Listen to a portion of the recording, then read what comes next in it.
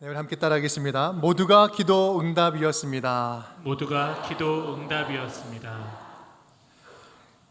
예루살렘 교회의 대표적인 사도 베드로가 죽게 될 위기에 처해졌습니다. 얼마 전에 12명의 제자 가운데 야고보가 순교를 당했습니다. 교회는 두려움과 위기감이 감돌기 시작했고, 유대 땅을 통치하던 헤롯 아그리파 1세는 야고보의 죽음을 유대인들이 기뻐하는 걸 보고 포퓰리즘에 빠져서 베드로도 죽이면 굉장히 좋아하겠다. 그래서 베드로도 잡아들입니다. 투옥을 하죠. 그리고 무교절이 끝나는 날을 기념일로 잡아서 그때 죽일 계획을 세웁니다. 오늘 이야기는 그 사형이 집행되기 바로 그 전날 밤의 이야기입니다. 누군가의 특별한 개입이 없으면 살아날 수 없는, 생존이 불가능한 말 그대로의 죽음 직전의 위기였습니다. 결과적으로 보면 우리 하나님께서 특별한 간섭으로 베드로를 구출해 내시죠. 일명 이름하여 제목을 붙인다면 하나님의 전격 베드로 구출 작전이라고 할 수 있을 것 같아요. 베드로가 감옥에서 천사의 도움으로 삼엄한 경비를 뚫고 나오게 됩니다. 우리 7절 8절 제가 읽어볼까요? 호련히 주의 사자가 나타나매 옥중에 광채가 빛나며 또 베드로의 옆구리를 쳐 깨워 이르되 급히 일어나라 하니 쇠사슬이 그 손에서 벗어지더라. 천사가 이르되 띠를 띠고 신을 신으라 하거늘 베드로가 그대로 하니 천사가 또 이르되 겉옷을 입고 따라오라 한대. 베드로도 다 나오고 나서야 정신이 들 정도로 이것은 기적적인 현상이었습니다. 하나님은 오늘 그렇게 이 본문에서 베드로를 구출하셨죠. 그런데요, 그렇다고 하나님은 모든 위기의 사람들을 그렇게 다 극적으로 구출해 내시지 않습니다. 얼마 전에 야고보가 잡혀서 목베임을 당할 때 하나님은 야고보를 그렇게 구출하지 않으셨지요. 우리는 오늘 같은 이 구출 사건을 일반화할 수는 없습니다.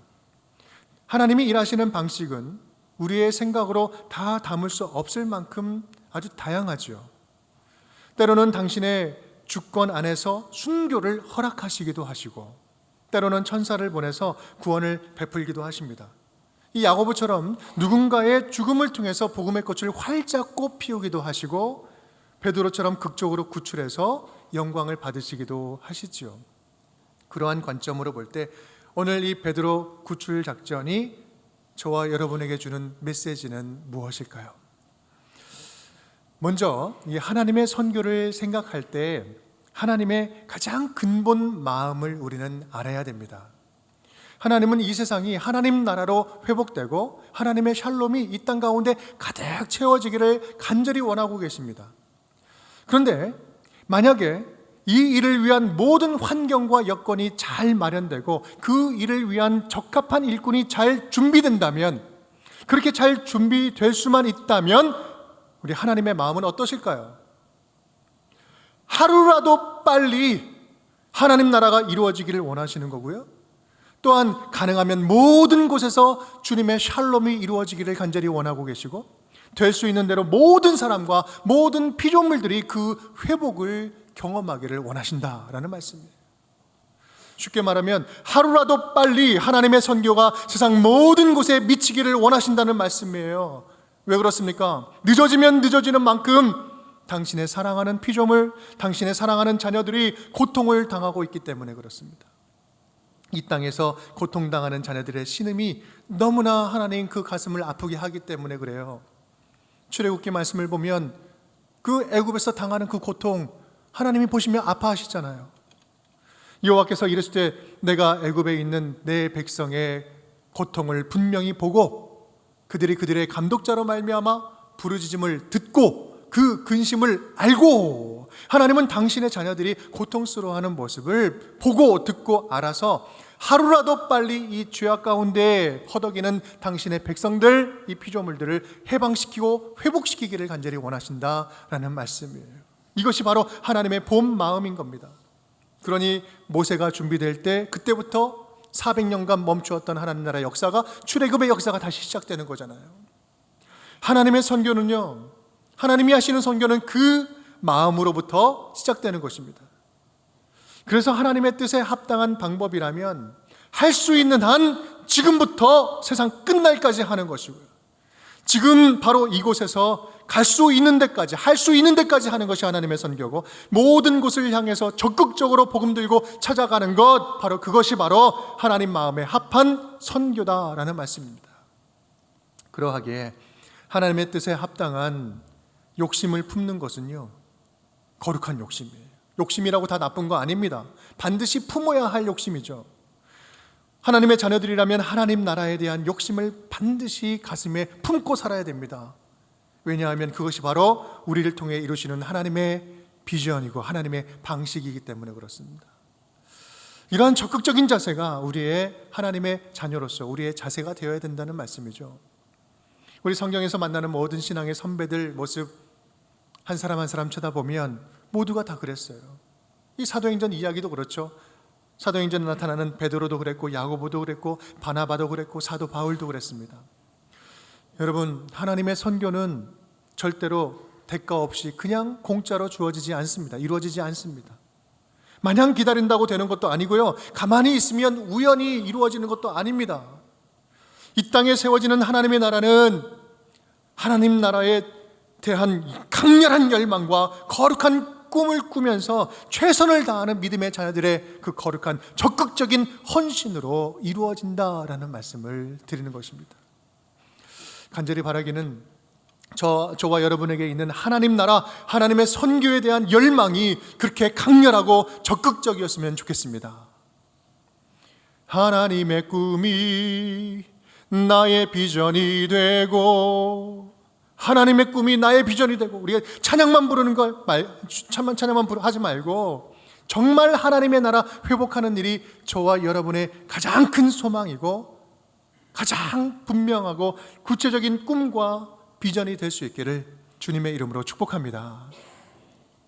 그런 관점에서 보면 오늘 베드로 구출 작전은 절체절명의 위기 가운데 하나님께서 하실 수 있는 최선의 방법으로 적극적으로 구출하신 사건이었습니다.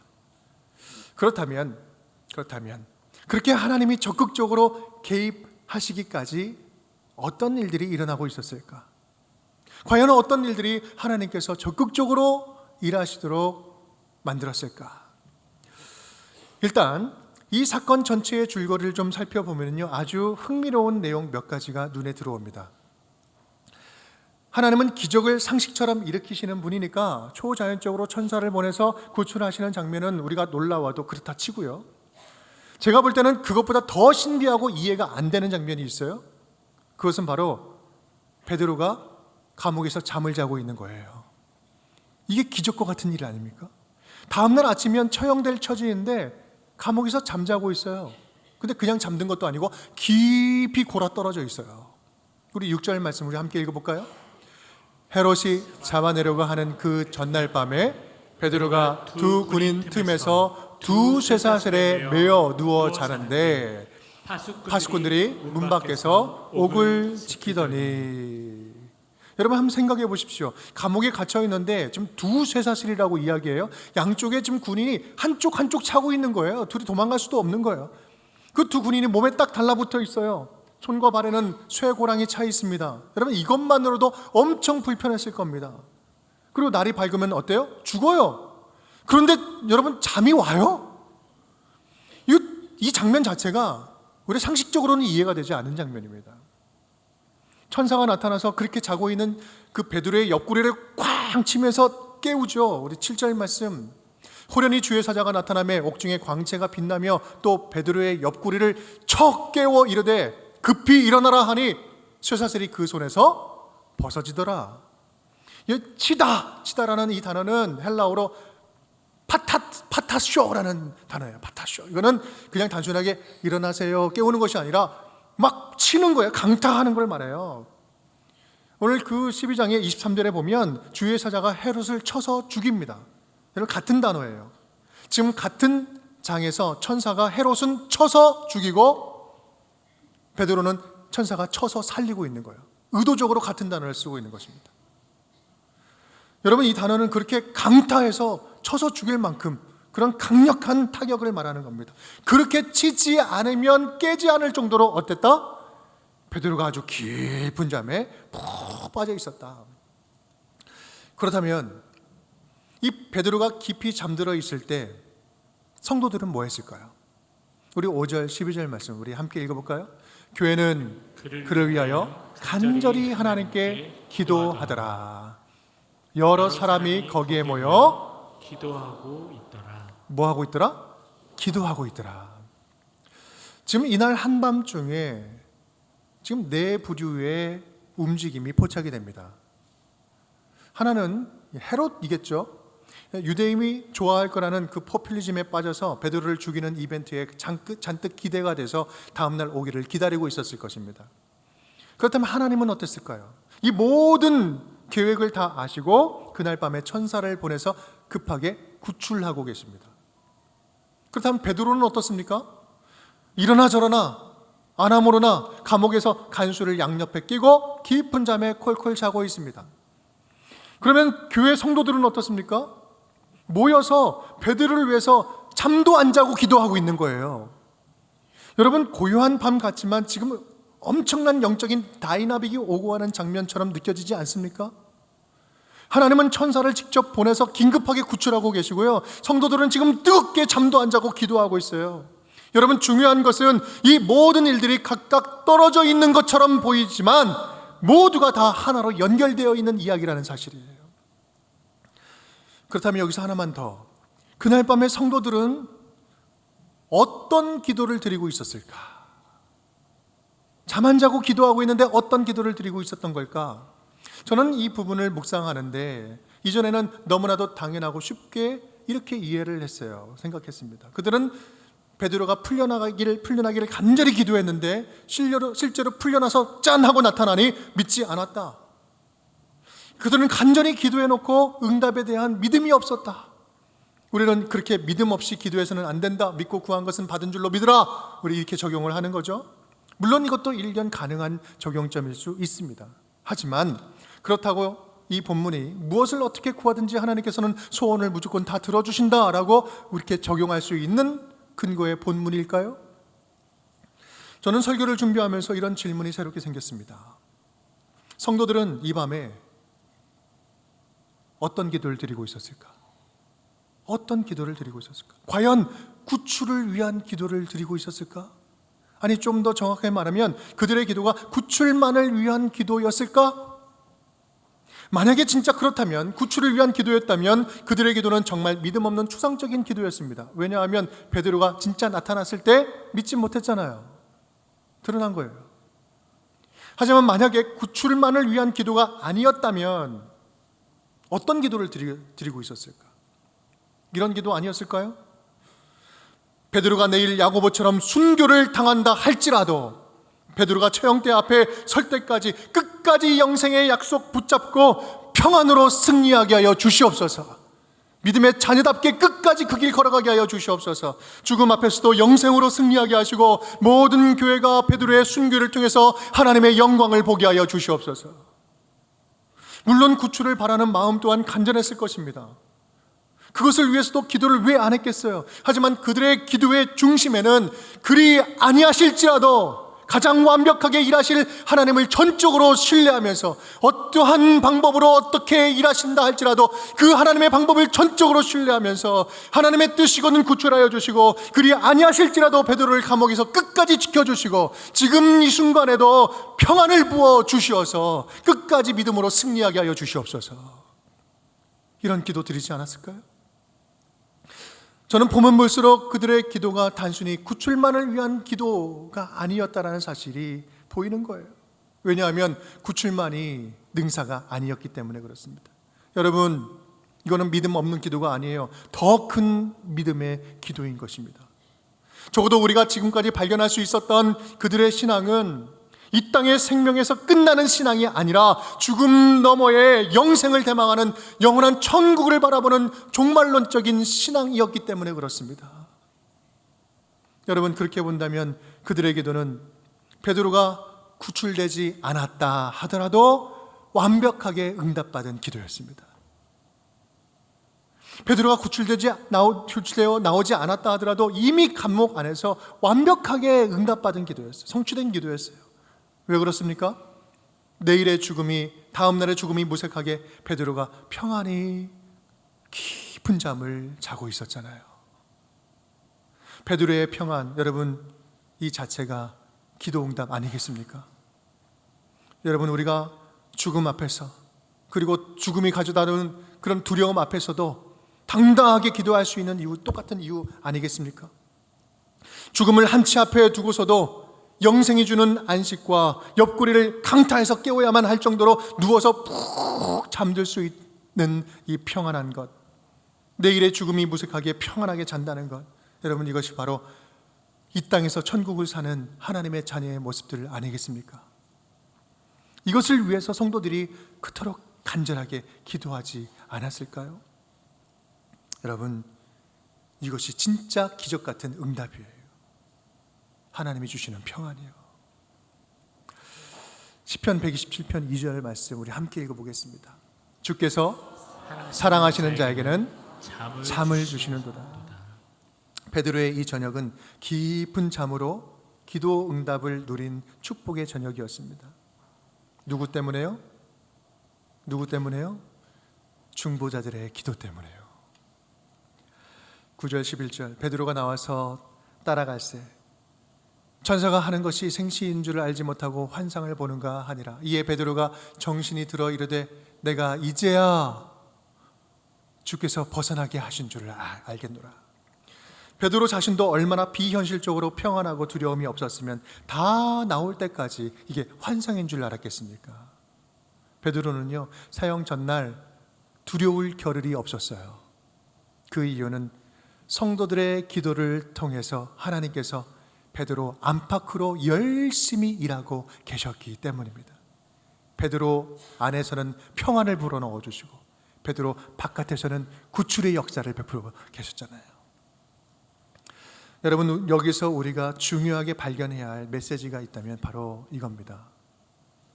그토록 연약하고 지극히 평범한 하나님의 자녀들, 교회 공동체 성도들이었지만 예수 그리스도 안에서 하나된 믿음의 식구로서 이 공동체의 위기, 영적인 지도자의 한계, 교회와 성도들의 절체절명의 위기 속에서 끝까지 포기하지 않고 중보하면서 기도하며 나아가는 것, 우리 공동체 안의 식구들을 위해서 밤잠 안 자고 중보의 자리를 끝까지 지킬 수 있는 것, 하나님의 뜻이 내가 속한 공동체 가운데 강력하게 임하도록 간절한 마음으로 기도하며 나아가는 것, 여러분, 바로 이것이 오늘 우리에게 주시는 강력한 도전의 메시지 아니겠습니까? 여러분, 우리는 얼마나 나와 내 가족이 아닌, 내 문제가 아닌 다른 사람들의 문제를 가지고 헌신하며 기도하고 있습니까? 하나님은 당신이 하실 수 있는 일을 오늘도 다양한 방법으로 최선을 다해서 열심히 일을 하고 계십니다. 다만 그 일을 행하실 때에 간절한 마음으로 하나님의 뜻을 구하면서 서로를 위해서 중보하는 자들의 그 기도를 들으시고 그 기도를 통해서 기적과 같은 은혜를 베풀어 주십니다. 그것이 바로 오늘 베드로의 구출 작전에 있었던 일이에요. 그들의 기도와 하나님의 구출 사건은 따로따로 떨어져 있는 것이 아니었다는 말씀이에요. 함께 읽어볼까요? 성도는 중보하고 베드로는 자고 하나님은 구출하신다. 이것이 각각 다른 일 같지만 전혀 다 다른 일이 아니라는 것입니다. 무슨 말입니까? 성도는 간절하게 중보하고 중보한 대상은 평안하고 주님께서는 중보자의 기도에 넘치도록 응답하여 주신다라는 말씀이에요. 이게 바로 하나님이 일하시는 방식입니다. 사실 감옥에서 구출된 사건만 보면 이거는 앞서 말씀드린 바와 같이 우리가 일반화할 수 없는 특별한 은혜입니다. 초대 기독교의 역사를 보면 오늘 그 베드로를 구출하신 데에는 좀 분명한 이유가 있어 보입니다. 물론 다른 사람들도 소중하게 여기시지만 초대교회 역사를 보면 반드시 베드로가 해야 할 그 사명과 역할이 남아 있었던 것을 보게 돼요. 그렇게 보면 하나님이 꼭 이렇게 말씀하시는 것 같습니다. 오늘 본문을 통해서요. 베드로의 인생의 끝은 내가 정한다.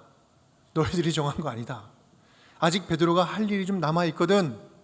그러니 지금은 너희의 기도를 들어서 내가 응답함으로 내가 직접 베드로를 구출해 내겠다.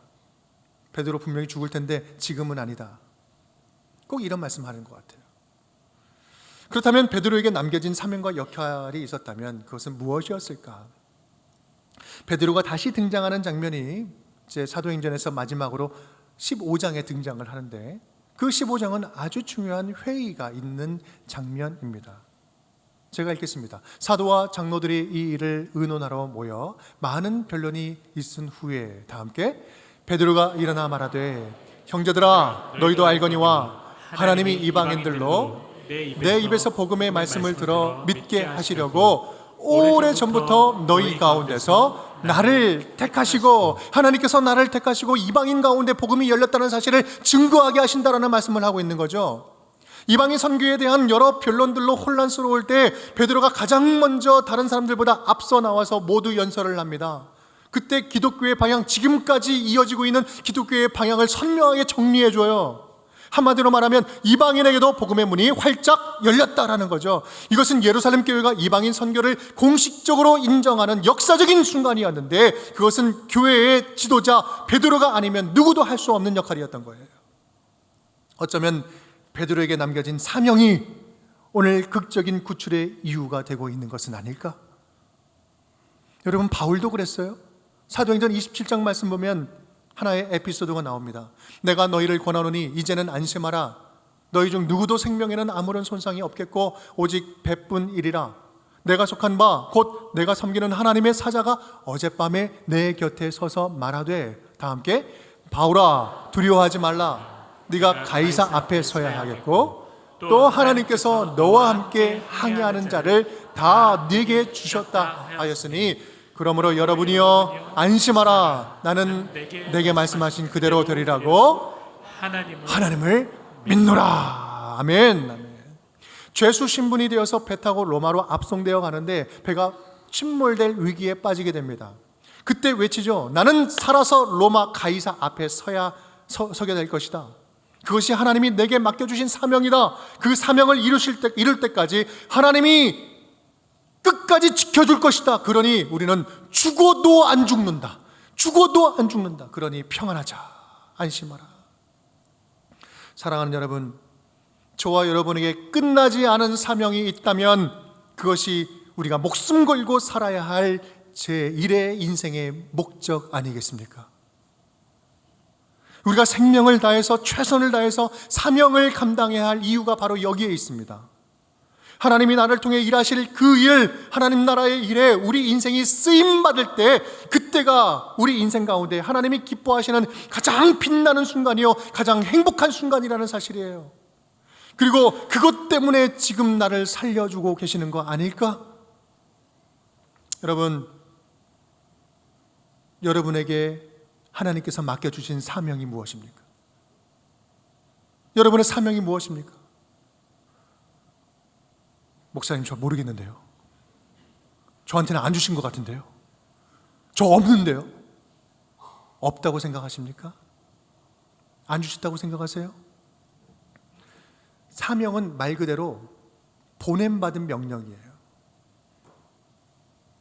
저와 여러분 우리 모두는요, 하나님께로부터 소명, 부름받은 명령이 있고, 또한 우리 모두는 지금 이곳에 보냄받은 명령을 받았습니다. 우리는 모두가 소명과 사명을 받은 자들이에요. 지금 우리가 살아가는 이 현장, 지금 이 시 공간 속에서 우리가 처해 있는 이곳이 바로 보냄받은 현장이라는 사실이에요.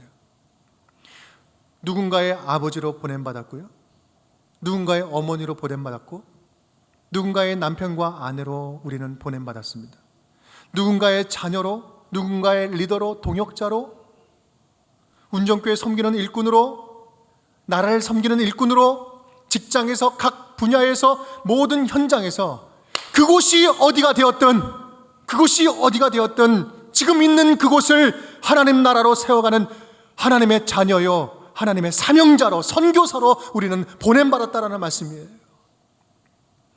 또한 그 하나님 나라 사명에 있어서는 성도 어느 누구도, 이 자리에 있는 어느 누구도 예외인 사람이 없어요. 하나님의 자녀라면 우리 모두가 사명자요, 모두가 보냄받은 선교사다라는 말씀을 하고 있는 거예요.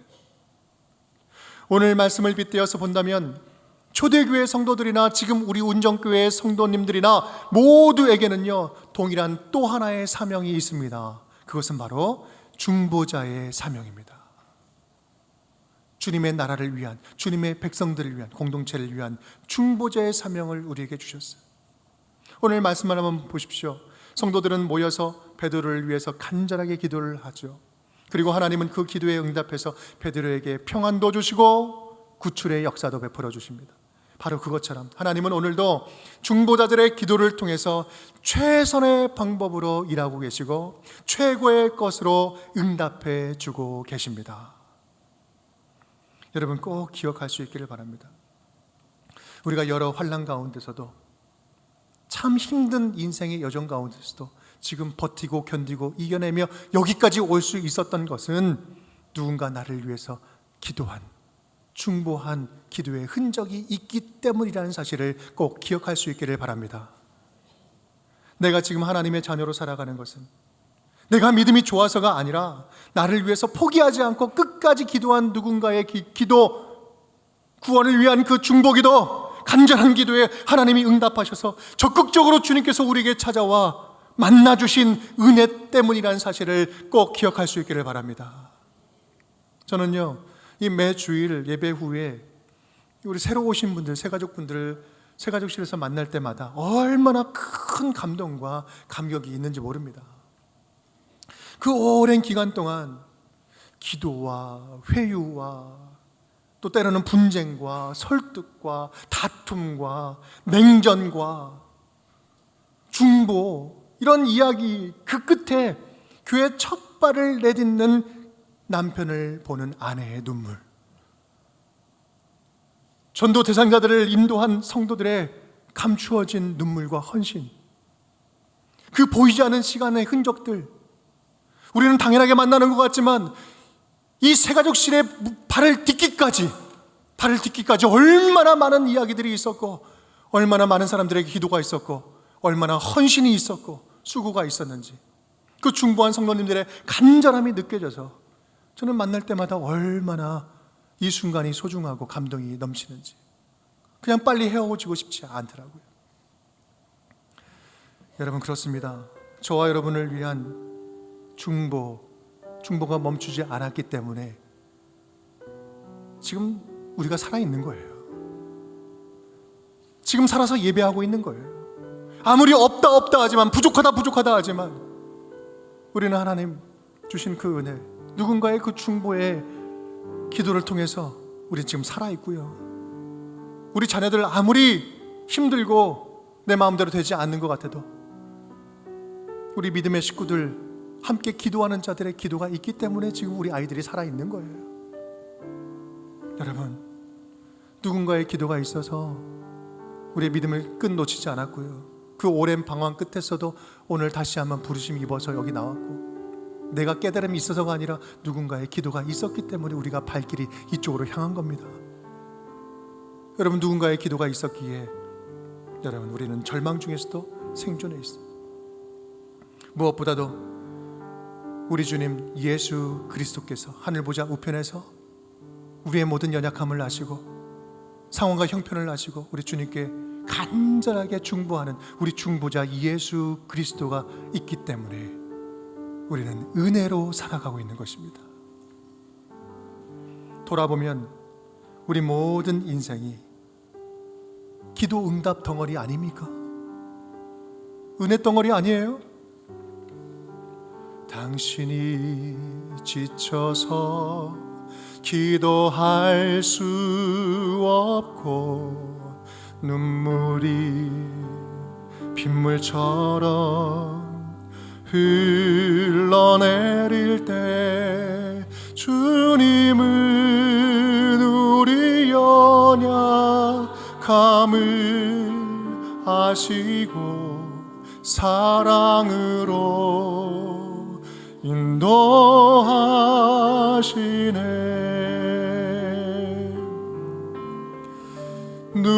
누군가 널 위하여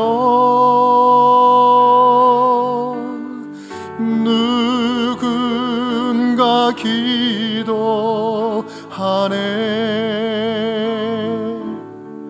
내가 홀로 외로워서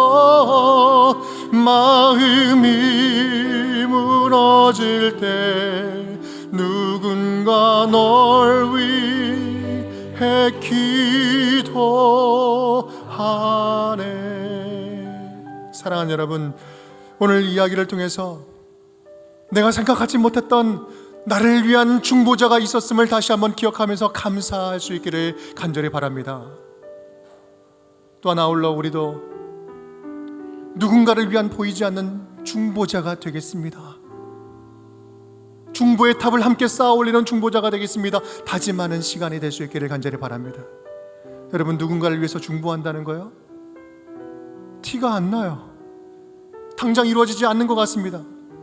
하지만 하나님께서는 가장 순결한 기도, 이 중보의 기도를 들으시고 반드시 응답해 주실 줄 믿습니다.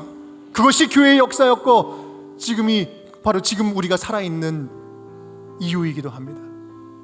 오늘 베드로를 기도로 살려냈던 믿음의 중보기도 공동체처럼 서로를 위해서 뜨겁게 중보하면서 하나님이 베풀어 주시는 기적을 매일매일 상식처럼 경험하며 살아가는 우리 운정의 모든 가족 식구들이 될 수 있기를 주님의 이름으로 축복합니다.